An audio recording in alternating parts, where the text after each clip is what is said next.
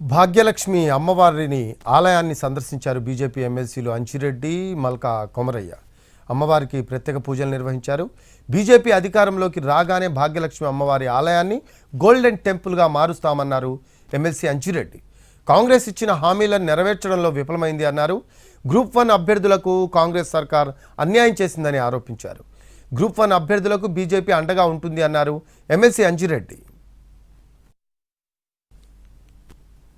Group 1 విషయంలో గత 12 సంవత్సరాలు పుష్కరాలు ఏ విధంగా అయితే ఉన్నాయో పుష్కరాల టైంలో ఇచ్చిన కమిట్మెంట్లు గత ప్రభుత్వం 503 ఇచ్చిన తర్వాత ఈ ప్రభుత్వం 60 యాడ్ చేసి 563 కమిట్మెంట్ ఇవ్వడం జరిగింది. గ్రూప్ 1 నోటిఫికేషన్ ఇచ్చిన తర్వాత ఏవైతే అవకతవకలు జరిగినాయో సివిల్స్లో రాసిన వాళ్ళు కూడా మెయిన్స్లో రాసి ఎగ్జామ్స్ పాస్ అయిన వాళ్ళు కూడా ఇంటర్లో ఫెయిల్ అయిన వాళ్ళు కూడా ఈ సివిల్స్ గ్రూప్ 1లో రాసిన వాళ్ళకు మార్కులు చాలా అవకతవకలు జరిగినాయి.